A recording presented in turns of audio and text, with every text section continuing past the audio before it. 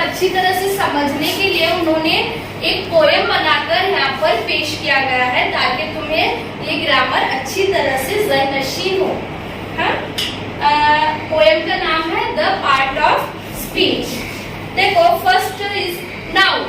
Noun यानी हर तरह का नाम, जैसे कि जगह, प्लेस का नाम, या फिर थिंग, किसी भी चीज का नाम, या फिर पर्सन यानी किसी भी इंसान का नाम।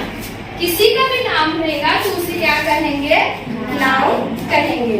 Every name is called a noun. Every name यानी किसी का भी नाम अगर रहेगा तो उसे क्या कहेंगे? सुफिया नाउन कहेंगे।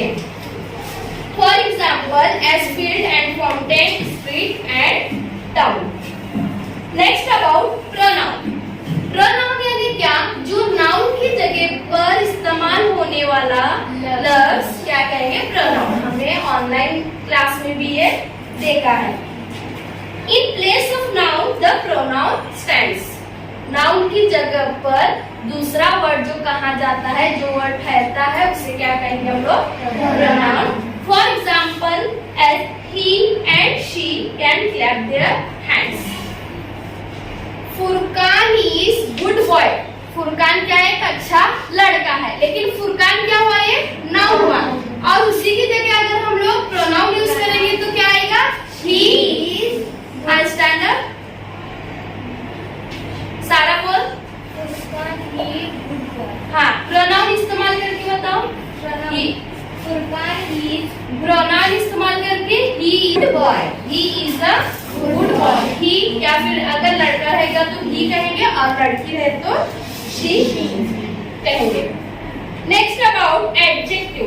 The adjective describe a thing. किसी भी चीज के बारे में बयान करने को क्या कहेंगे हम लोग? एडजेक्टिव की खासियत बयान करना। For example, as magic band और ब्राइडल रिंग। हाँ, उसके बारे में बयान करते हुए कहना। सारा इज वेरी ब्यूटीफुल का वेरी ब्यूटीफुल क्या है? उसका डिस्क्रिप्शन है, यानी वो बहुत खूबसूरत है। ये क्या कहलाने वाला? एडजेक्टिव कहलाएगा। Next about verb. Verb, the verb means action, something done, यानी वो क्या काम कर रहा है, जो हम लोग हरकत जो काम कर रहे हैं उसके बारे में बयान करना। For example, to read, to run, to write, etcetera etcetera. हम लोग लिख रहे हैं, पढ़ रहे हैं, या फिर याद कर रहे हैं, जो हम लोग काम कर रहे हैं उसके बारे में बयान करना। अब देखेंगे adverb. How things are done, the adverb tell, यानी वो काम किस तरह से कर रहे हैं उसे क्या कहेंगे हम लोग? एडवर्ब कहेंगे। As quickly, slowly, badly, well, यानी किस तरह। आज हमने द पार्ट्स ऑफ स्पीच का नाउन, प्रोनाउन, एडजेक्टिव, वर्ब और एडवर्ब की डिस्क्रिप्शन और उसके एग्जांपल्स हमने देखे। तो आपका ये होमवर्क रहेगा कि ये आपने कल इसका डिस्क्रिप्शन और इसके एग्जांपल्स याद कर लिख कर लाना है। बंद थी, स्कूलें बंद थी, लेकिन हमने पढ़ाई क्या की? शुरू की। पढ़ाई किस तरह से शुरू की? हम लोग पढ़ाई स्कूल बंद होने के बाद भी कैसा पढ़ाई करते थे? जूम मीटिंग पर हम क्या करते थे? क्लासेस अटेंड करते थे और आपको क्या किया जाता था? जूम मीटिंग के द्वारा आपको पढ़ाया जाता था। और इसके अलावा स्कूल के ग्रुप पर तुम्हारे को होमवर्क वगैरह, पढ़ाई वगैरह देकर तुमको स्कूलों के अंदर की तालीम दी जाती थी। तो अभी हमने देखो घर बैठे बैठे कौन कौन से असबाब के बारे में मालूमात हासिल की। सबसे पहले उसके बारे में हमने कौन कौन से असबाब का मालूमात हासिल की, वो सबसे पहले हम लोग उसका क्या करेंगे? याद कर लेंगे। तो सबसे पहला सबक कौन सा था हमारा? रोमन अददी अलामतें। रोमन अददी अलामतें। देखो, रोमन अददी अलामतें हमने इस सबक के बारे में मालूमात हासिल की है। जैसे कि रोमन अददी अलामतें कैसी रहती हैं? ये कौन सा है? एक नंबर पर इसे क्या बोलते हैं? ए। बोले दो, ये क्या है? ए। फिर ये दो, फिर ये तीन, फिर ये चार, ये पांच, ये इस तरह की रोमन अददी अलामतें आपको सिखाई गई है। सिखाई है नहीं सिखाई है? ग्रुप पर होमवर्क भेजे जाएंगे व्हाट्सएप के द्वारा और क्लास के तरह या जूम मीटिंग के द्वारा तुम्हारे को क्या करना चाहिए, रोमन अददी अलामतें 1 से लेकर 100 तक की रोमन अददी अलामतों के बारे में आपको बताया गया है। उसके बाद में दूसरा सबक क्या है, फिर उसके बाद में अपना आदतों का इल्म, उसके बाद में क्या था, आदतों के इल्म के बारे में क्या है तुम्हारे को बताया है। आदतों का इल्म, आदतों के इल्म के बारे में क्या है उसका याद क्या बताया जाता सुना, आदतों का 1 से लेकर 10 तक की गिनती। ये क्या है, तबई आयदाद है। आदतों के इल्म में आपको क्या बताया है, आयदाद की किस्में बताया है। आदतों के इल्म के अंदर तुम्हारे को क्या बताया है, आयदाद की किस्में, जैसे कि तबई आयदाद, बाद उसके बाद मुकम्मल आयदाद, सही आयदाद, जुस्त आयदाद, ताक आयदाद। ये क्या है इसके अंदर तुम्हारे को बताया है। और आदतों के इल्म के अंदर 2 चीजें खास, देखो मैं अभी एक अदद लिखता हूं, उसे तुम लोग क्या करने का, पढ़ने का। कितना है ये, 221। ये मैंने उर्दू में लिखे सा है या अंग्रेजी में लिखे सा है? उर्दू में जो लिखे जाता है उसे कौन सा आदत बोलते हैं? उर्दू में क्या आदत को कौन से आदत से पहचानते हैं हम लोग?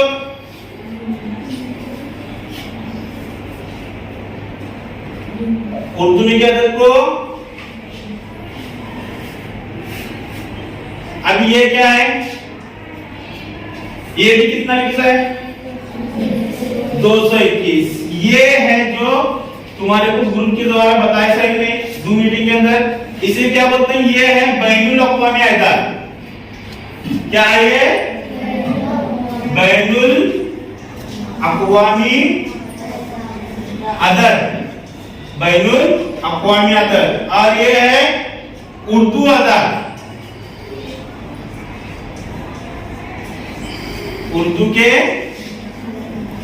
कौन से आदत, तो ये है उर्दू के आयदाद, ये है बैनुल अक़वामी आयदाद। ये आपको क्या करना है, बताना है। तो अभी आप क्या करने का, कल घर से आते वक्त उर्दू के हिंदी आयदाद की गिनती, उर्दू के हिंदी आयदाद की गिनती 1 से लेकर 100 तक के उर्दू के आयदाद की हिंदी गिनती 1 से 100 तक कल लिख कर लेकर आने का। और उसके बाद में बैनुल अक़वामी आयदाद की भी 1 से लेकर 100 तक के बैनुल अक़वामी हिंदी आयदाद लिख कर लेकर आने का।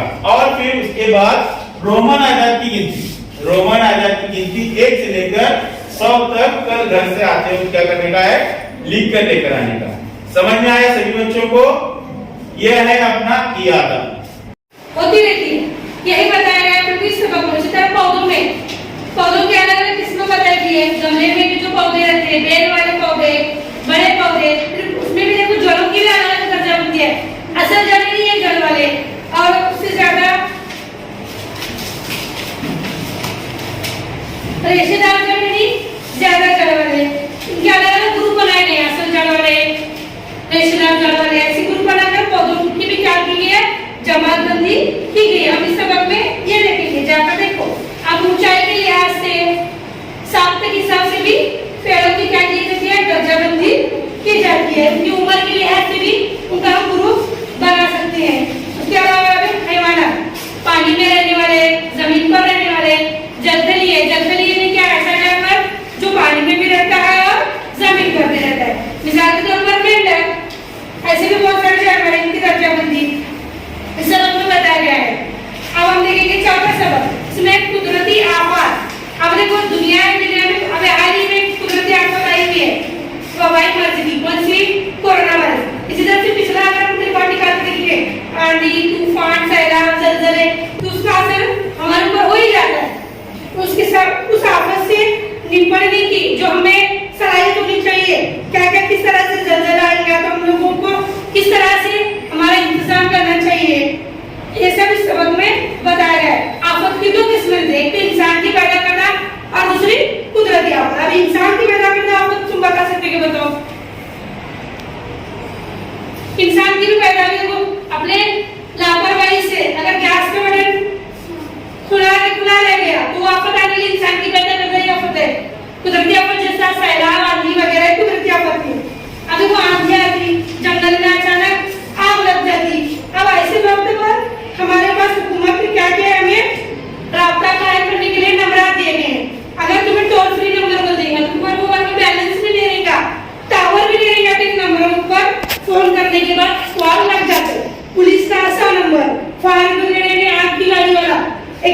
नंबर एम्बुलेंस का